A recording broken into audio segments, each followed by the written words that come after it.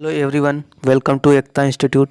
इस वीडियो में डिस्कस करने वाले हैं गॉस की प्रमेय, जो कि बोर्ड एग्ज़ाम में किसी न किसी सेट में अवश्य पूछा जाता है। तो देखते हैं गॉस की प्रमेय क्या है। तो गॉस की प्रमेय इस प्रमेय के अनुसार किसी बंद पृष्ठ ए से गुजरने वाला कुल वैद्युत फ्लक्स या कुल कुल बेटा यहाँ पे गलत हो गया, कुल होना चाहिए। कुल वैद्युत फ्लक्स उस पृष्ठ द्वारा परिबद्ध या घिरा हुआ कुल आवेश Q का 1/μ0 गुना होता है। बेटा इसका फार्मूला क्या होता है? वैद्युत फ्लक्स फाई ई बराबर ई upon epsilon not, Q upon epsilon not, यानी Q इंटू 1/एप्साइलन नॉट, ये भी लिख सकते हैं। बेटा देखते हैं आगे। परंतु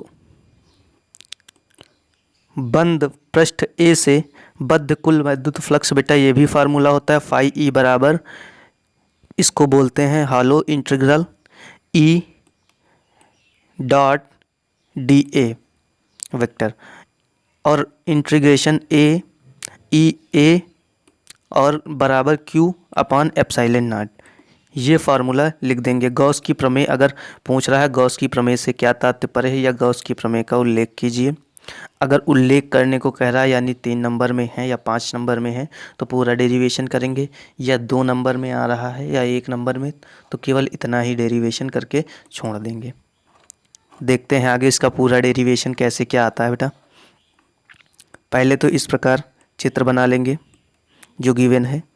इसमें क्या है? एक निकाय है जिसका क्षेत्रफल S है, जिसका क्षेत्रफल कैपिटल S है। इसके सूक्ष्म यानी इतने पार्ट को हमने काट लिया। सूक्ष्म पार्ट जिसका क्षेत्रफल बेटा क्या है? ds है। और वैद्युत क्षेत्र इसमें क्या है? E।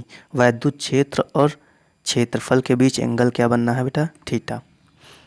और घन कोण क्या बन रहा है? D omega. ये निकाय में प्लस Q आवेश उपस्थित है।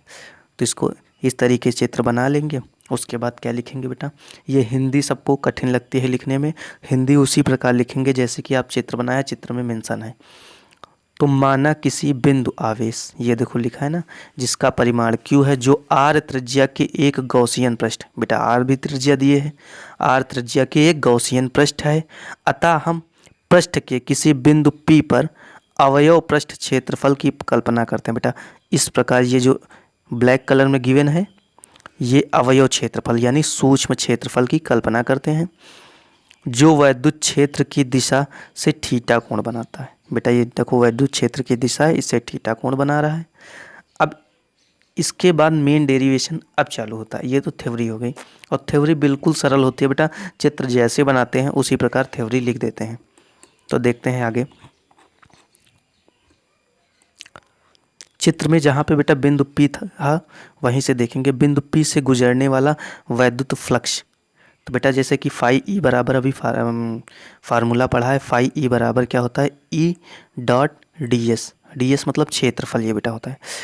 और जब डॉट हटता है तो कॉस थीटा आ जाता है, क्योंकि दो सदिशों का अदिश गुणन जब कराया जाता है तो उसमें कॉस थीटा बीच में आ जाता है, कॉस थीटा आ गया।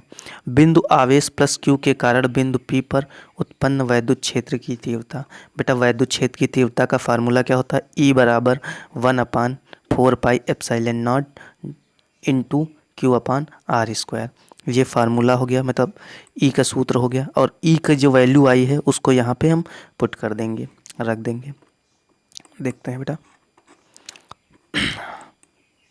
हाँ यहाँ पे हमने रख दिया डी फाई E बराबर Q upon 4 epsilon not ds cos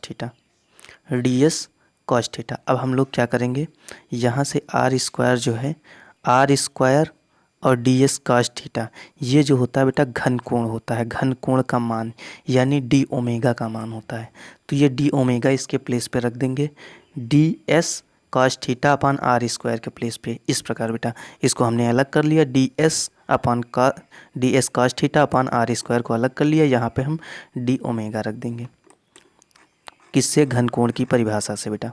तो घन कोण की परिभाषा क्या है, डी ओमेगा बराबर क्या होता है, D S cos theta upon R square. इसकी प्लेस पे हमने डी ओमेगा रख दिया। अब क्या करेंगे, अभी अवयव क्षेत्रफल लिया था यानी सूक्ष्म क्षेत्रफल लिया था बिंदु P पर। अब पूरा वहाँ से निकलने वाला कुल वैद्युत फ्लक्स, देखो बेटा, अगर किसी भी चीज़ का पूरा संपूर्ण मतलब चीज़ जाननी है यानी उसका ज्ञान करना है, जैसे कि एग्जाम्पल के लिए ले लेता हूँ, अगर किसी गांव में चेक करना है कि सभी नलों का पानी कैसा है, तो वहाँ से हम थोड़ा पानी सैंपल के लिए लेते हैं, उसका आकलन करने के बाद बता देते हैं इस नल से निकलने वाला पानी कैसा है या इस गांव में पानी कैसा है। उसी प्रकार हमने क्या किया, एक सूक्ष्म अवयव से निकलने वाला वैद्युत फ्लक्स ज्ञात कर लिया। अब उसका संपूर्ण मतलब पूरा वैद्युत फ्लक्स ज्ञात करना है तो उसका समाकलन कर देंगे, जो वैल्यू आएगी वही अपना क्या हो जाएगा, संपूर्ण फ्लक्स हो जाएगा। हमने अवयव के लिए निकाल लिया, संपूर्ण फ्लक्स से संपूर्ण पृष्ठ से गुजरने वाला वैद्युत फ्लक्स ज्ञात करना है तो फाई ई बराबर क्या कर देंगे, इंटीग्रेशन, हालो इंटीग्रेशन लगा दिया, Q upon 4 pi epsilon not D omega. ये सब बाहर हो जाएगा बेटा, केवल डी ओमेगा के सामने हालो इंटीग्रल आ जाएगा, ये रख दिया हमने डी ओमेगा के आगे। फिर आगे क्या करेंगे बेटा, हम जानते हैं कि जो डी ओमेगा है इसका ये समाकलन जब करेंगे तो यहाँ पे आ जाएगा ओमेगा, क्या आ जाएगा बेटा, ओमेगा। और ओमेगा की जो वैल्यू होती है 4 पाई होती है, कितनी होती है, 4 पाई, केवल गोले के लिए, गोलीय निकाय के लिए। अब देखते हैं यहाँ पे डी ओमेगा के प्लेस पे हम 4 पाई रख देंगे। 4 पाई से यहाँ पे जैसे 4 पाई हमने रखा तो 4 पाई से ये 4 पाई कट जाएगा, केवल क्यू अपॉन एप्सिलॉन नॉट आ जाएगा। यही अपना सूत्र बन जाएगा, यही मेन सूत्र बन जाएगा। ये क्या है, फाई ई बराबर क्यू अपॉन एप्सिलॉन नॉट, और यही डेरिवेट करना था। अगर ये क्वेश्चन आ जाता है कि गॉस की प्रमेय का उल्लेख कीजिए और साइड में लिखा होता है 5 अंक, तो आपको ऊपर से लगा के नीचे तक जितना हमने बताया है इसमें पूरा करना है। अगर केवल ये लिखता है कि गॉस की प्रमेय क्या है, इसको समझाइए, तो आप केवल ऊपर जो लिखा था उसको समझा देना है। ऊपर यानी कि सबसे पहले जो हमने बताया था गॉस की प्रमेय, ये बेटा, ये गॉस की प्रमेय, इसको केवल यहाँ तक आपको वहाँ पे पेपर में करके आ जाना है, ऊपर से लगा के नीचे तक बेटा। इस जगह से इतना गॉस की प्रमेय से क्या तात्पर्य है या गॉस की प्रमेय क्या है, ये पूरा करके आपको आना है। तो इससे आपको अंक पूरे मिलेंगे और थ्योरी भी सिंपल लैंग्वेज में है ताकि आपको समझ आ जाए। अब इस वीडियो को यदि आप लोग शेयर करें और 50 व्यूज़ हो जाते हैं तब हम अगली वीडियो लेके आएंगे, अदरवाइज़ फिर अगली वीडियो काफ़ी देर समय में आएगी, क्योंकि आप लोग जब सपोर्ट हम लोगों का करते हैं तभी हम लोग भी आप लोग की सपोर्ट के लिए वीडियो अपलोड करते हैं। तो इस वजह से आप ज़्यादा से ज़्यादा शेयर करें और ज़्यादा से ज़्यादा व्यूज़ बढ़ाएं और चैनल को भी सब्सक्राइब करें ताकि जो नया वीडियो अपलोड हो वो आप तक पहुंच सके।